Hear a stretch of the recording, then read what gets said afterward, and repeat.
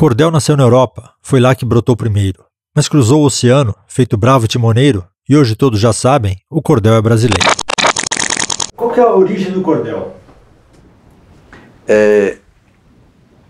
A origem do cordel, os pesquisadores das antigas garantem que é português, que é portuguesa, né? Nasceu em Portugal.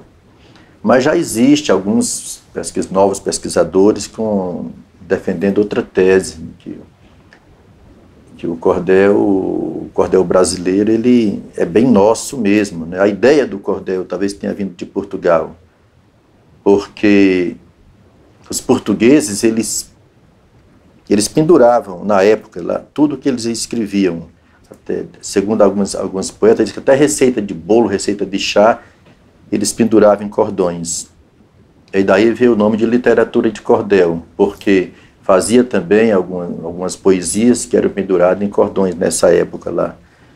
Mas eu nunca vi a literatura de cordel vendida, pendurada em cordões.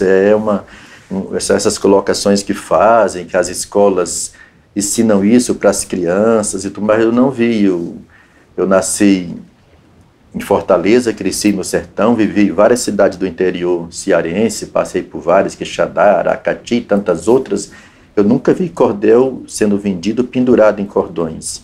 Então, assim, eles chegaram à conclusão que Leandro Gomes de Barros e mais alguns poetas se encontraram em Recife, isso há muito tempo, e dali começou a nascer a literatura de cordel genuinamente brasileira. Essa poesia foi crescendo aos poucos, foi invadindo os sertões, ela contribuiu muito, porque muita gente aprendeu a ler, sabe, deletrando a literatura de cordel. Eu mesmo fui uma dessas pessoas que, de tanto ouvir minha tia ler cordel para o pessoal, lá no alpendre da casa do meu avô, eu comecei a ler dali, né? Ela fazia os versos, eu comecei a perceber que tinha aquela paradazinha, só descobrir quem era o A, quem era o B, quem era o C, e começava a soletrar naquela forma de lá, beabá, bebê, bebi, beobó, beobu, se a cá, se quer, se aqui, se acó, seu cu, né? Que eles não gostavam que falasse no seu cu, era muito interessante que eles pulavam essa parte aí. E daí eu me sinto assim, que aprendi a ler ali. E a literatura de cordel ela foi muito importante, né? Ela é muito importante na minha vida, e foi mais ainda porque ela me deu lazer, me deu dignidade, ela trouxe tudo isso aí para mim, né? O cordel ele é um romance sem poesia, não é? Ele conta uma história sempre. Ele conta uma história, sempre ele conta uma história. Geralmente a quantidade de estrofe é sempre número par, a partir de 32 estrofes, né? Sempre contando uma história. Mas a gente faz histórias que nunca foram feitas. Por exemplo, assim, eu já escrevi cordel falando da matemática, do dia a dia da matemática, da utilidade da matemática no dia a dia da vida das pessoas, né? Já escrevi romance também, o caso do cordel é o boi que não parava de crescer, né? Em relação a tema, a gente tem uns temas mais comuns, não tem, cordel? Tem, assim, até porque ele viveu muito, ele ficou muito tempo dentro da área rural, né? Então os temas eram o cangaço, sabe? As secas, as enchentes, né? Personalidades como Lampião, Antônio Conselheiro, Beato Zé Lourenço.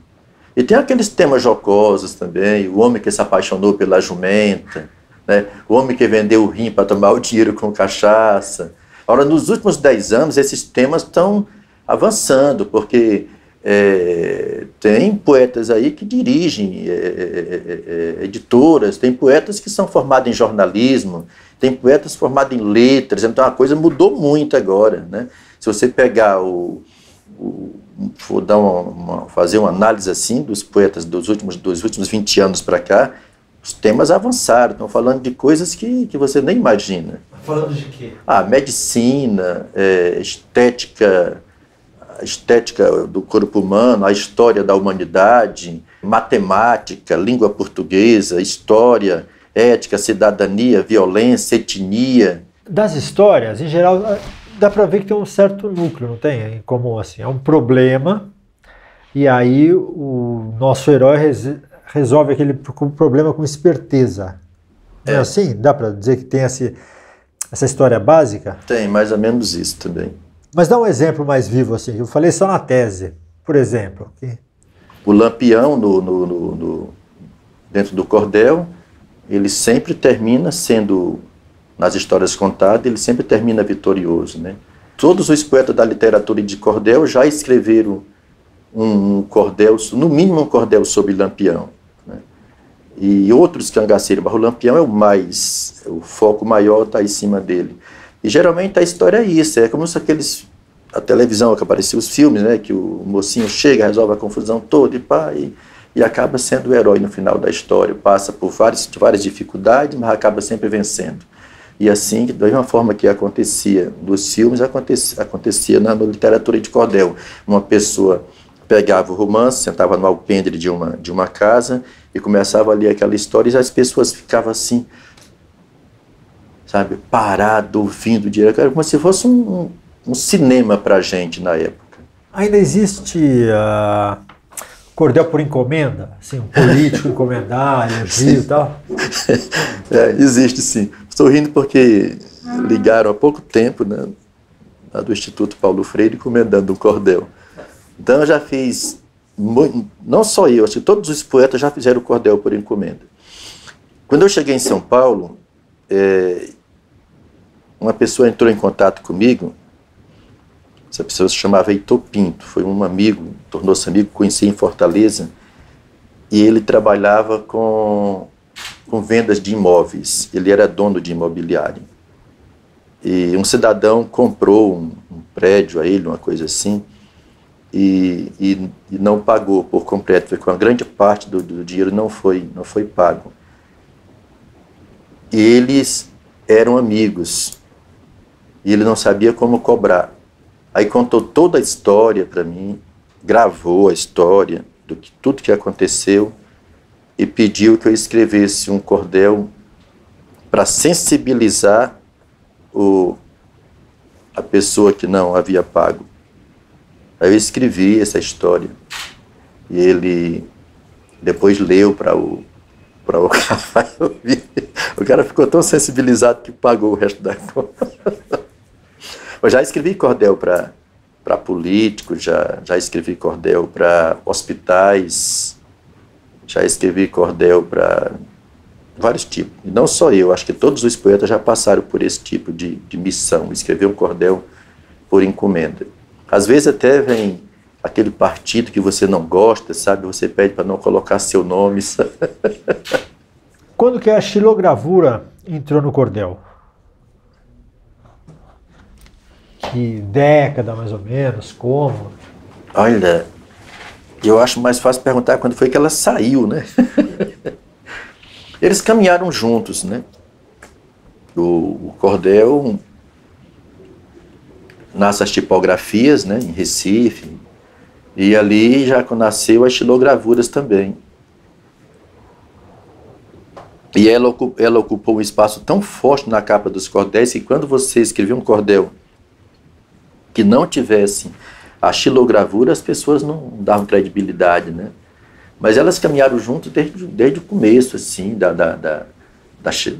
do nascimento do cordel no Brasil, já foi sendo ocupado pela xilogravura. Hoje já não é tão usado mais, né? Porque a gente acha que não é a xilogravura que vai determinar o que é um bom cordel, e sim o conteúdo. As rimas bem feitas, as metrificações exatas, né?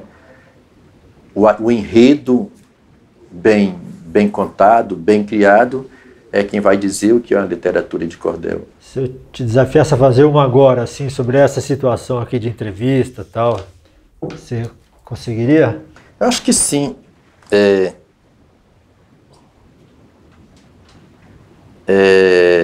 O nome da entrevista seria qual?